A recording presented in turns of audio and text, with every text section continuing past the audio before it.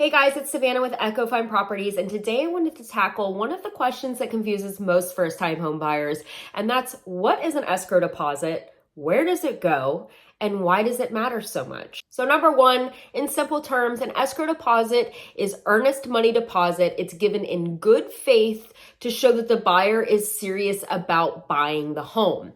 And typically within the first 3 days, a small deposit is going to be due.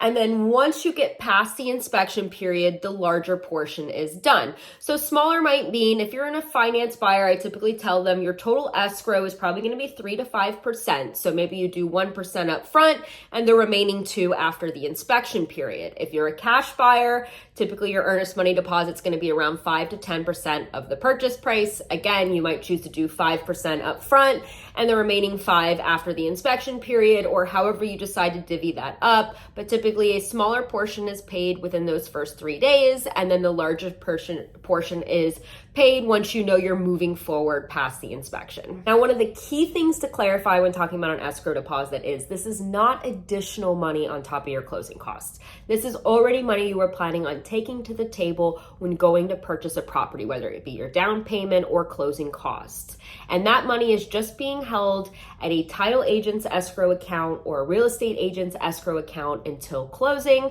in which case it will either be wired to the closing company or it's already sitting at the closing company. This money does not go to the seller until the property is closed and funded. Now let's get down to why an escrow deposit matters. While yes, it is a sign of good faith for buyers that they're serious about buying a home, the reality is our Florida contracts are designed to protect buyers, i.e. buyers have the most outs in our contract through inspection period, financial contingencies, and any home sale contingencies that might be negotiated on top of that.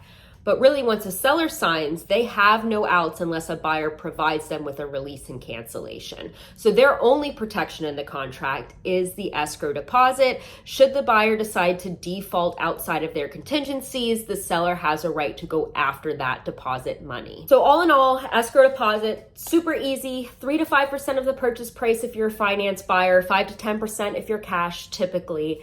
And the reality is small portions due up front, larger portions due after the inspection period. This shows good faith that the buyer is willing to move forward and is serious about buying your home.